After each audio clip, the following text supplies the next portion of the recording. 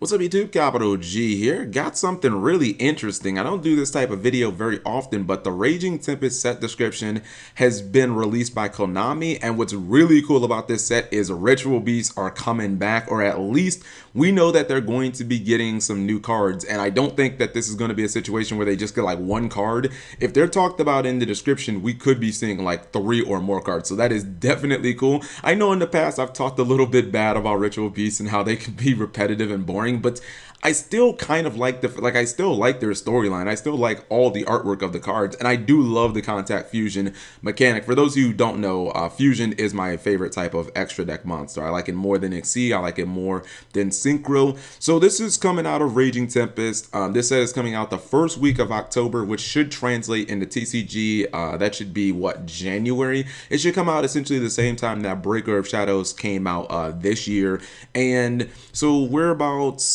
a little less than 3 months from this set, because Invasion Vengeance, I believe, just launched in the OCG, or is about to, but it won't really be that long until Konami starts revealing certain cards from these sets, because you have to remember, a lot of times on like the OCG Twitter page, they release like a card every single Sunday, or they release a card. I think it correlates with the new episodes of the anime that they kind of want to build buzz, so it really won't be that long, maybe about 3 weeks until they start talking about some of the cards from this set. So let me go ahead and read the description. It says new cards used by characters from the Arc V anime, such as Tenjoin Asaka, that's Alexis from GX, the Cyber Angel chick.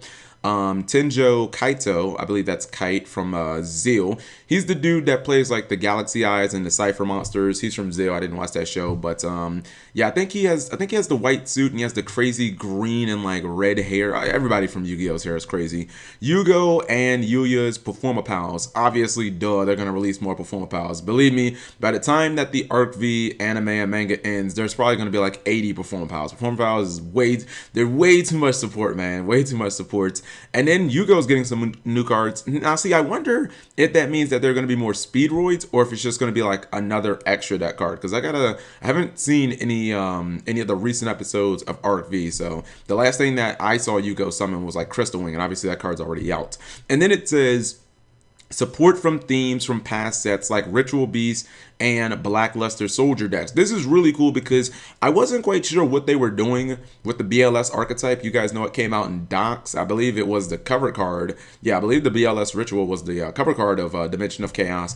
And then it was kind of like not a whole bunch more. So, you know, I think a couple more rituals would make a lot more sense. So that's cool that they're going to be getting support. And then, yeah, they're throwing back Ritual Beast at us. I think, guys, I'm pretty sure, and I feel more sure now, that the Dual Terminal 3, I made a whole video about this, that Dual Terminal 3 storyline is still going on, and that's why you saw in Invasion Vengeance, you saw a couple of new Tellarknight cards. You saw a new Cleafort card, you know, you saw some new Yang Zings. I do think that it is becoming more and more inevitable that we will see, you know, support for all 7 of the archetypes, that we'll see a new Zephyr card or some cards, we'll see some new Shadows, maybe even a new Shadow Fusion. Depends on if they're going to keep I think we're going to get a new version of Construct. I really feel like that's a possibility, that we could be getting a new version of Construct.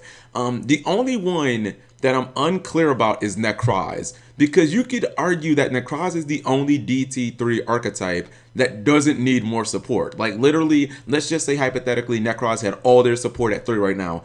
Wouldn't it be, especially if it had the Genlock, like wouldn't it be the best deck right now if you literally had 3 Preparation of Rites, 3 Brionic, like 3 Sharits? Like, I think it would be the best deck of the format.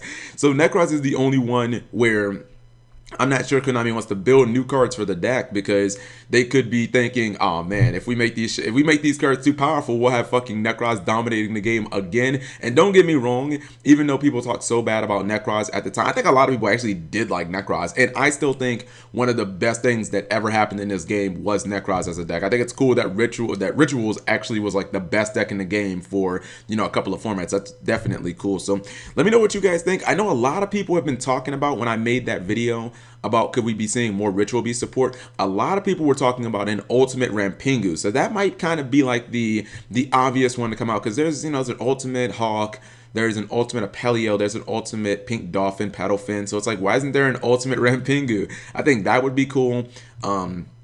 And I don't know, maybe by the time that this comes out, maybe Konami will put Kanahawk like the 2 or the 1. They'll realize, hey, Ritual Beasts aren't doing anything. Then they'll become meta again. Then they'll limit it back to 1 or something like that. I would really like to see some of these dual terminal decks come back to like Prosperity. I would love to see Shadows and, like Ritual Beasts come back. So crossing our fingers, but I do not believe that this is going to be the only DT archetype in this. And I love that Konami is doing more legacy support. I think everybody loves that with Invasion Vengeance, and it looks like they're doing it with Raging Tempest too. So let me know what you guys think. Thank you for watching as always.